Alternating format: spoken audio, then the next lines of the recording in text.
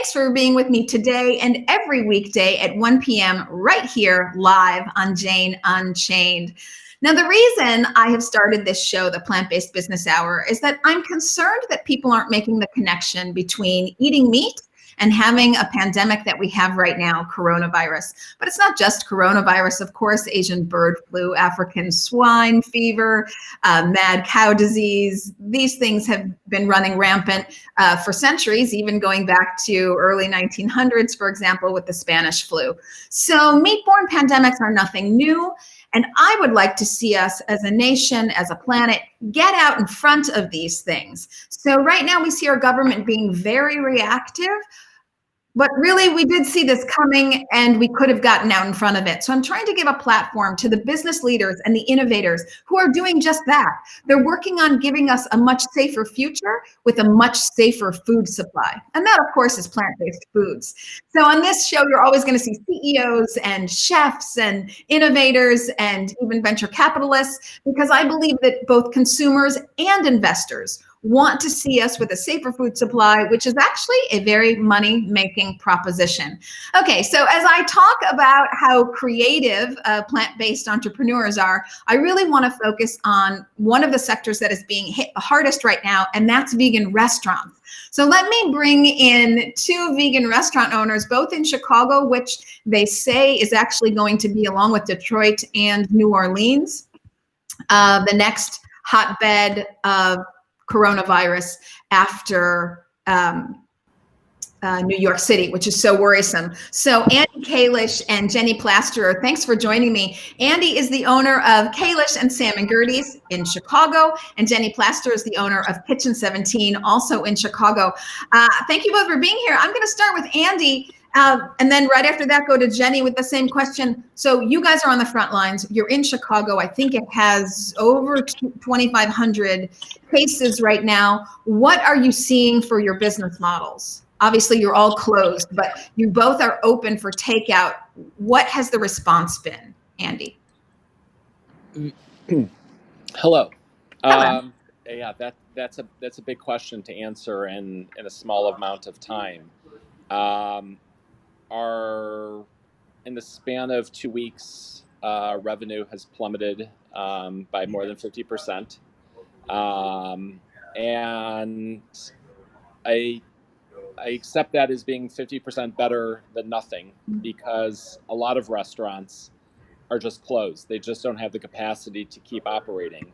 And our model has shifted from about 75% dine-in traffic to now 100% carry out and delivery. And I I will tell you that the people that are coming in are not only the people that have been fans of ours and long-lasting supporters, but they're also people who just want the safest possible food choices, and they're picking plant-based foods because they simply think that plant-based foods are not only better for them, but they're less apt to carry some of the concerns that I think you were alluding to about animal-based diets being at the root of some of these horrible viruses that we're dealing with now and in the past.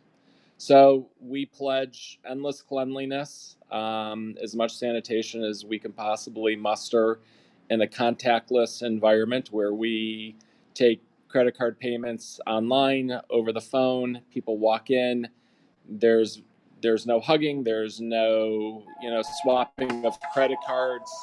It is simply we are as much as we can be a touchless business operation, and it's neither warm nor fuzzy or friendly in its nature, but people have adapted very quickly and want to see us keep going because we've been on their path for years, and they want to see us get out ahead of this and be there when they can start coming back in. Hope that answers your question some.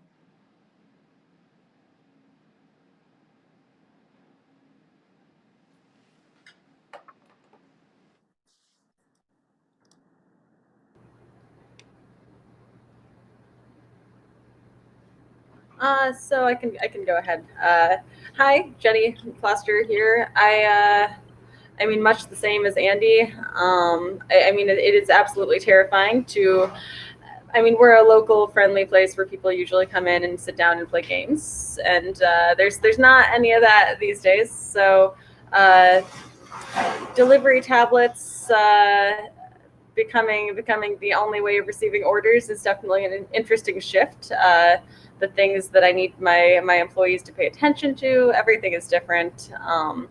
In addition to the fact that not only are we doing probably 45-50% of the business we would be doing, but also thinking about the fact that Grubhub and DoorDash and all of the other delivery third-party delivery services, they are deferring the payments, but it's important to remember that when you're ordering through those services, they usually take a good 25% of that. So it's definitely, you're doing 50% of the business, and then someone's taking a bit off of there. So we're definitely in a scramble, looking at the numbers and thinking about what we can do and trying to figure out ways to augment that. It's been heartwarming in that we have a lot of regulars and people who we haven't even seen in a while who've moved away, who we used to have really good relationships with as regulars, have been sending us really supportive emails, buying gift cards, just sending us sweet notes, which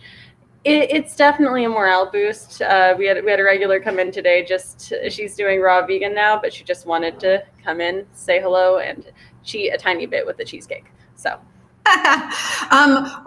You both have hit on two very important points. I'm going to follow up with Jenny and then throw it back to Andy. So, part of being a successful business owner in any time, coronavirus or other, is that ability to adapt, is that ability to say, like, well, it's different today than it was yesterday. I'm going to reinvent the wheel. I'm going to reinvent myself. Jenny, you in particular have done that. Tell us about your new shipping. Well, first of all, if you have any of your product, show it to us. Ooh. Oh, can you see that, everybody? Okay, this is deep dish, thick Chicago pizza. It is Chicago style pizza, and it's something you want to order. And that's what you've done differently now, is you're doing a lot of shipping. Sorry, I didn't mean to cut you off. No, it's okay. So I see there a vacuum sealed. Actually, let me get rid of my picture. Show me again.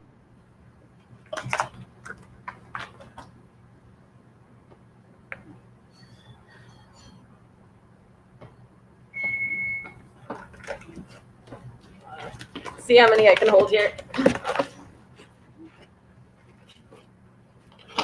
don't know if you can do this, but show me the side. Show me how thick it is. Great. Okay, so Chicago style pizza here. You can see that it's vacuum packed. So is this something that you've done just since coronavirus? It's been something that's been in the works for a while. Every time people, we get a lot of people traveling from all across the country who come in here, and they're always telling us, we'd love to order a pizza, we'd love to have it shipped. And we've been kind of sidelined working on it for a long time, but it's a bit of an intimidating prospect, making sure that you keep the quality and making sure everything gets sent to the appropriate place at the appropriate temperature at a price that's not completely insane.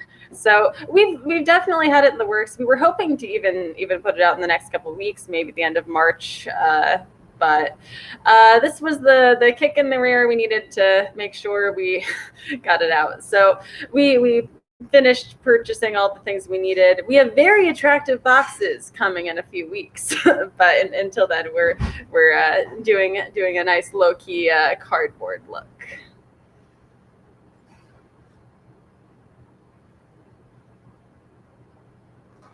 I don't think you can hear me if I'm not on screen. You are shipping across the country, is that right? Not everywhere. 32 states though. We're still hoping to get California. We can't get to yet, which breaks our hearts because we've heard so many people say, "God, I'd order that in LA." And my sister lives there too, so I'd love to be able to send her a pizza or two in the mail every so often. It's an easy holiday present. But still, But we have 32 states that can order deep dish Chicago-style pizza that is just vacuum packed and ready to arrive at your door. I can't think of anything better. I'm going to buy a bunch for friends of mine. I'd love to hear how you've adapted. I'm going to throw it to Andy because I want to pick up something that he was talking about before. Andy, I'm throwing you back in the conversation here. So you were saying right before we switched over to Jenny that you actually think your customers are making the connection between a safer food source and vegan food. Yes. I'm surprised. I'll tell you that honestly. I interview a lot of people, and most people say that in their surrounding friend circles, no one's making that connection. Of course, people are panicked and they're being very reactive, but the majority of people are not making that connection, not thinking ahead, not thinking how they want to change their own behavior. So I'm encouraged to hear that you see that. Well, my approach has been more a hammer over the head, than a feather under the foot, about conveying our message about supporting us, supporting other small local businesses that are near desperately needing support. And the mantra is, think about what you want this to look like on the other side, because we'll get to the other side. And do you want businesses like mine, like Jenny's Kitchen 17, the businesses that do the most good, to be there waiting? And we can't do it if people aren't supporting us. We can't do it if people aren't breaking habits of hoarding, an uneatable amount of food inside grocery stores and big box shops. I get it. I get the concern that people have. But we've been trying to poke a little fun at what's going on. And because humor does have its place. And so I've used this image of my grandparents, Sam and Gertie's, that we've put out on our website, our social media, that basically says, Oy vez mir, don't blame us, blame the schmuck that didn't wash his hands.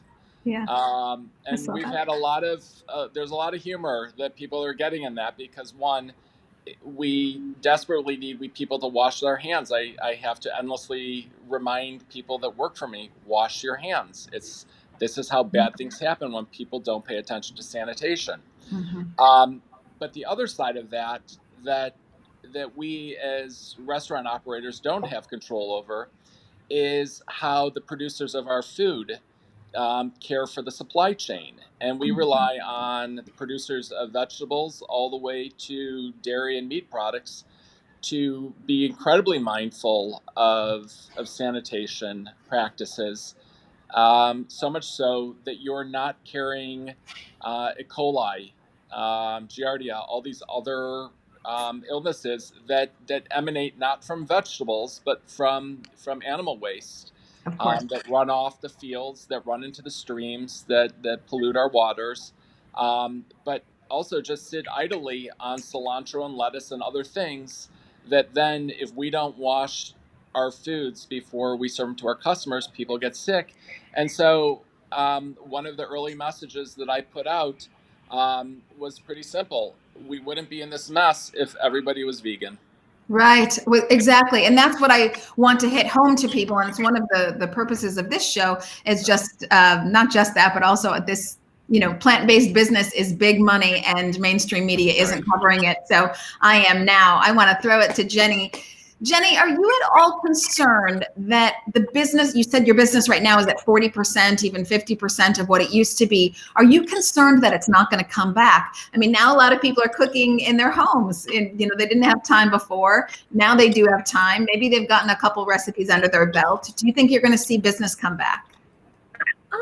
I believe so. I mean, and that said, the 45-50% was for how we were doing in regular sales, and the frozen pizza has really helped. We did 250 frozen pizzas to I think 17, 18 states in the first week. But other than that, I mean, we're concerned. We're wondering how long it's going to go on. We're counting how many rents we get to pay with less money than we had expected to have come in. So there's some fear of it. That said, we're people who know how to thrive in some tight situations. So we've talked about what's going to happen if we scale back and how to keep some things going and some things alive. So we've definitely begun our spiel of disaster thinking and training and trying to figure out worst case scenarios. But the frozen deep dish is nice because it's a good reminder that no matter what happens, we're deep dish people. We need to be sending deep dish around.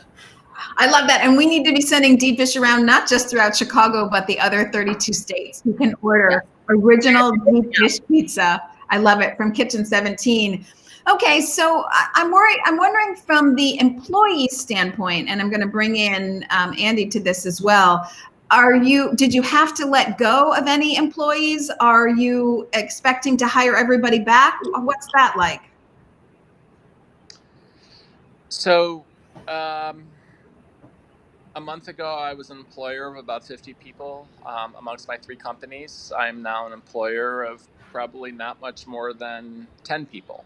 It is, we've got, 24 seasonal event staff that work 8 months out of the year that rely on the work that we provide here for rent to pay back student loans, to take vacations and live in the city apart from their families. And in an instant, our event company went from being booked every week through the end of the year to grinding to a halt with zero revenue.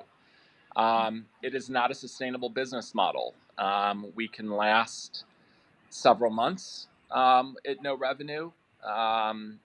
We're finding that our property owner partners, our vendors, everybody is painfully in this together. But at some point, decisions will have to be made, and we hope that we're in a position to make them, as opposed to people saying, "This was a nice run, but if you can't pay the rent, you can't stay."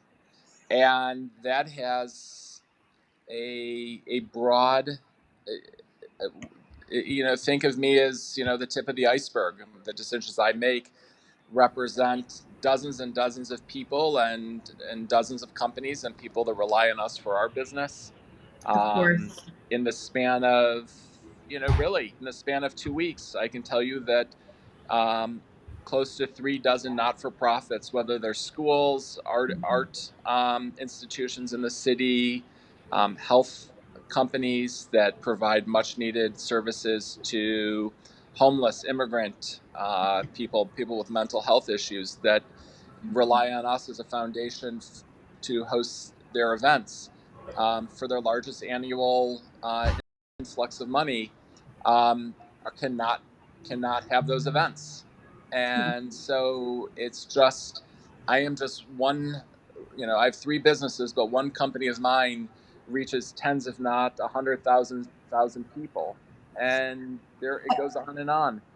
At the Of course. restaurants, at our restaurants, we have been able to maintain probably about 75% of our staff. We had a few counter staff that were really quite literally the front line, the faces of our business. So when you walk in to order food or to pick up something, these are the people that you see that had the most contact with the public, that simply felt that the exposure to the public was not a risk that they wanted to continue to take.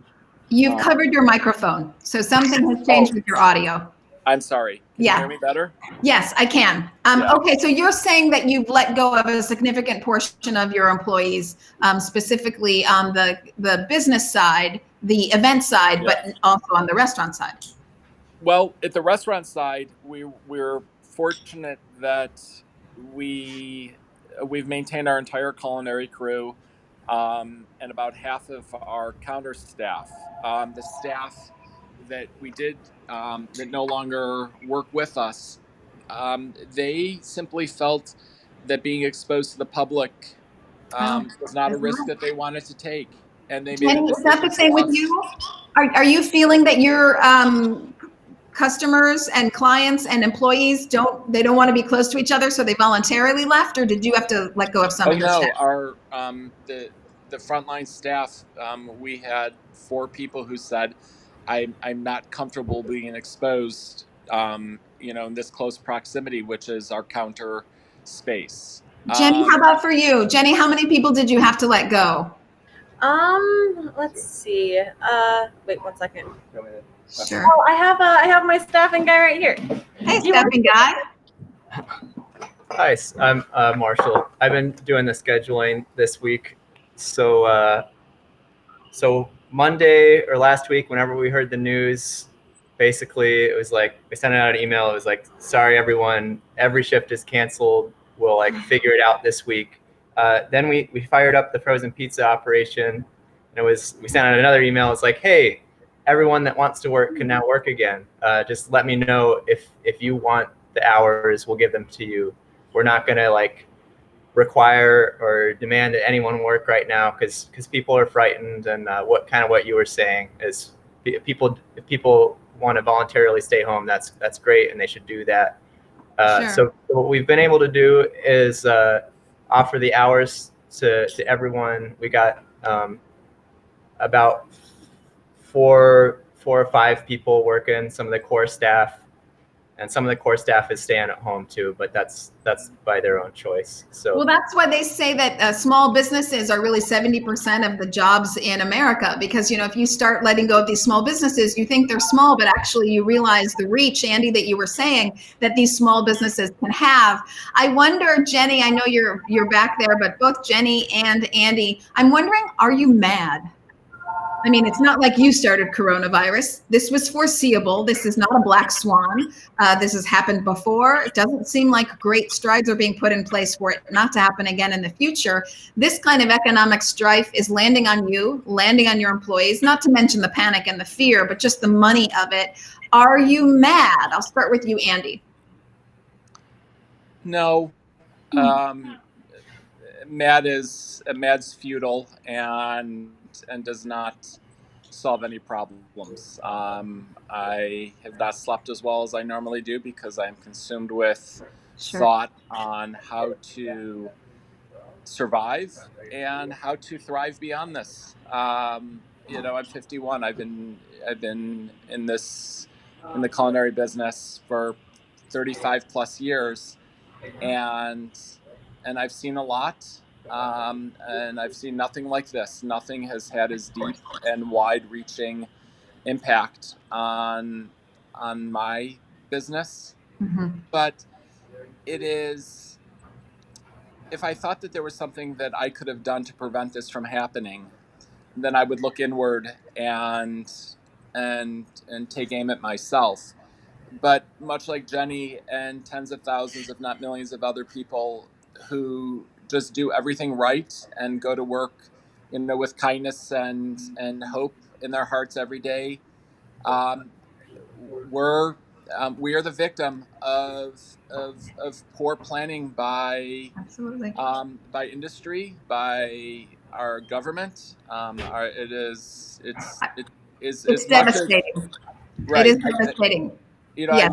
listened to our president speak, and I think that he is so misinformed and misguided and incapable of humility. But that doesn't mean that he's at fault for this. He's at fault for not being prepared in the face of what it is that we knew was coming months and months ago, and saying, it's a hoax, it's this and that.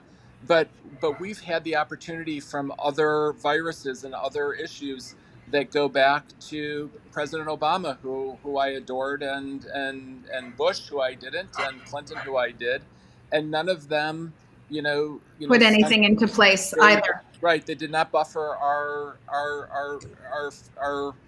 our forts with endless resources and fund our CDC. I want to pick up on that. Absolutely. So we're finding that it's not really a Republican or a Democratic issue. It's just a problem of being woefully unprepared, despite all the facts that are in front of us. It's one of the things I try to do on this show is to highlight the businesses that are preparing us for a safer future and a safer food supply. Jenny, I'm wondering, what are your feelings as you go through this? Are you mad? You've probably run the gamut of feelings, but are you mad? Are you inspired by the fact that you've been able to pull yourself up by your bootstraps and carry on, and maybe you see a new business model for the future? What are you feeling? I would say I'm very frustrated about the misinformation of everything. I mean, and we have people who are coming in and like they tell you like, oh, I'm not worried about Corona. I ate garlic today, and just things where you're like, oh no. So I'm irritated that there is not at this point someone doing a better job of information transfer. Just in general, people are listening to the wrong sources, and that said, people who should be the right sources are also the wrong sources. So I can understand why there's a sense of confusion going on right now, and that's regrettable. Well, so much of what we're doing is reactive. So the both of you, Andy Kalish of Sam and Gertie's and Kalish, both of you in Chicago, Jenny Plaster of Kitchen 17, which is now vacuum packing deep dish Chicago pizza and sending it to 32 states. Both of you are on the front lines, particularly Chicago is one of the major outbreaks. Do you see any kind of hope for things being different in the future? Andy has said that he feels that his community is getting it, that they're seeing the connection between eating meat and a pandemic, or eating plant-based options and having a safer food supply. Do you think we're going to come out of this stronger, better, more informed, more plant-based businesses, more plant-based investment? Jenny first, and then Andy.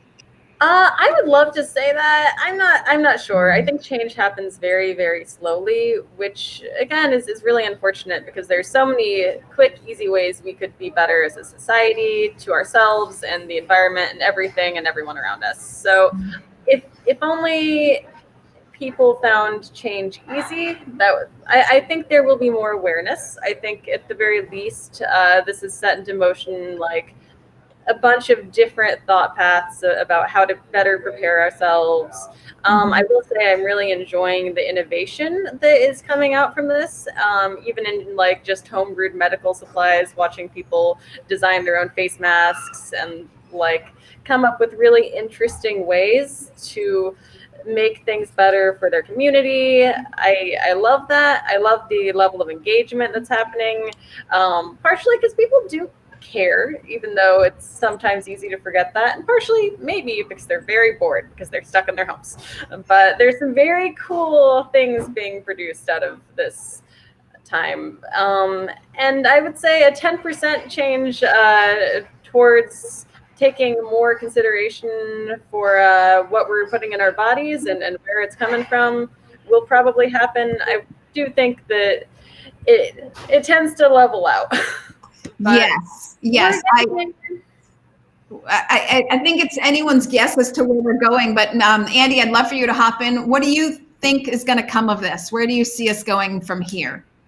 I've not had the pleasure of hearing a word Jenny has said over the last couple breaks. Oh, no. So please forgive me if I repeat anything that she has said. Not my intent. I think that the fact that you have the two people you're speaking with right now, both owners and operators of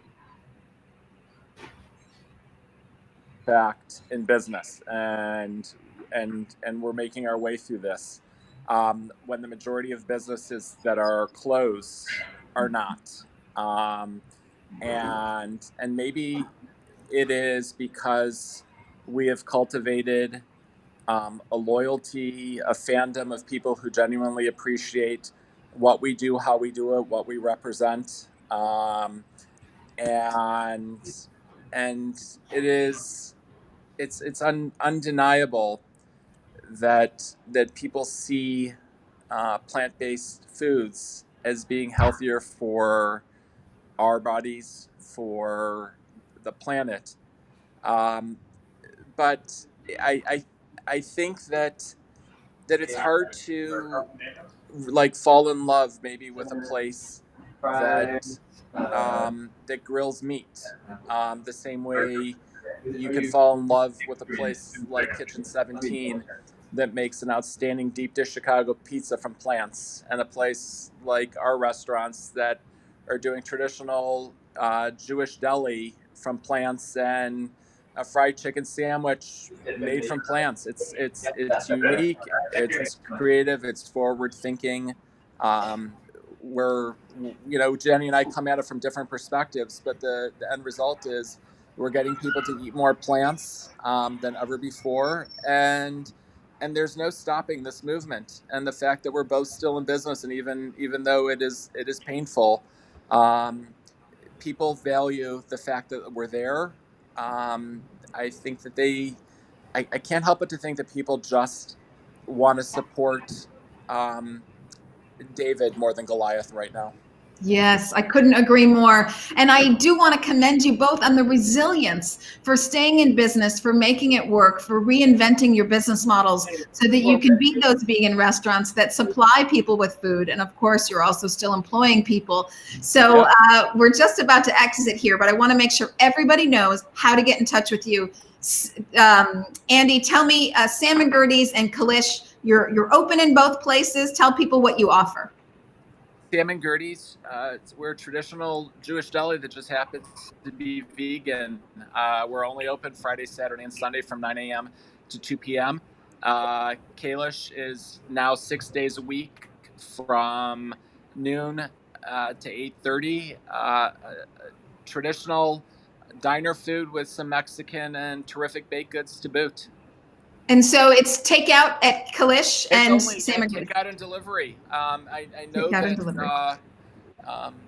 We're takeout and delivery.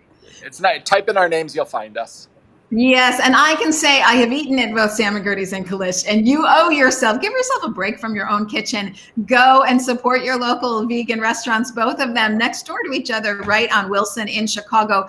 Jenny Plasterer of Kitchen 17, I can also say that you make some gosh awful, fantastic deep dish pizza. I'm a fan. So tell everybody how to find you and how to order. All right, so currently we're keeping regular hours plus a couple. We have late night hours. So we've got weekdays, we're open 3 to midnight, and weekends noon to midnight.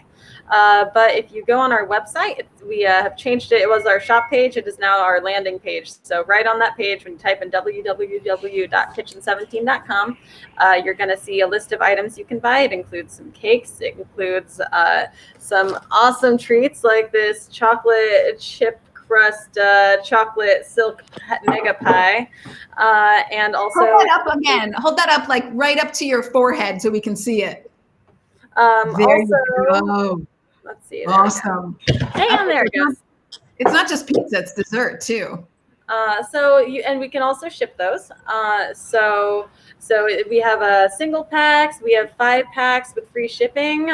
We have a lot of different options out there for frozen and deep dish, pickup, local delivery, or our very exciting new 32 states reaching way of packing it with dry ice. So that's the place to find to order.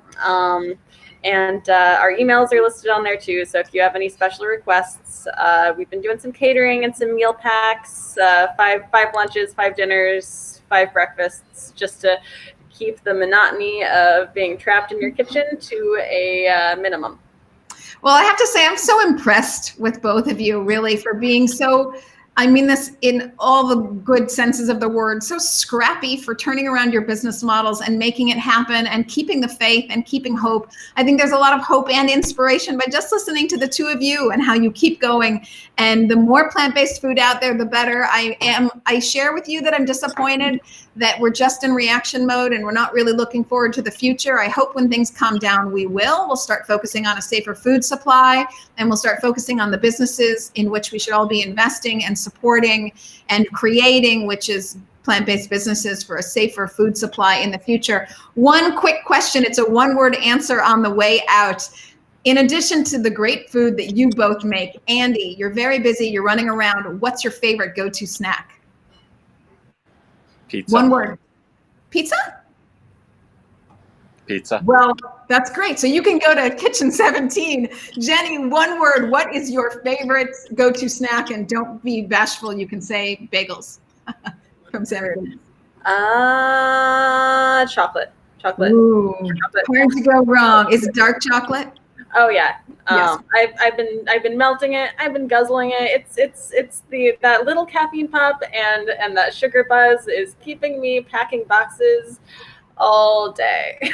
Yes, I bet. I've been eating way too many Chicago vegan marshmallows from Dandy's, so you know Those how are I very good. roll. It's very bad. I want to thank Andy Kalish of Kalish and Sam and Gertie's, both restaurants in Chicago on Wilson Avenue, weathering the storm and out in front, being on the front lines of vegan restaurants, making sure that we can still get great vegan food. They are open just as usual. Go to their websites, but they are open for takeout and delivery. And Jenny Plasterer of Kitchen 17, she is not only open for business for takeout, but she is shipping deep dish pizza around the country to 32 states. Don't miss out. Just because you live in Philadelphia or Kansas City doesn't mean you can't get deep dish pizza, folks. So you'll definitely want to hit both of these people up. I want to thank you both for being with me. I'm Elysabeth Alfano. It's the Plant-Based Business Hour. I am weekdays, 1 p.m. right here on Jane Unchained.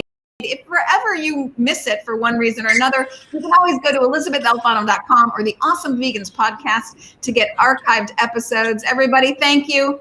Have a great weekend. Bye, everyone. Bye. Like,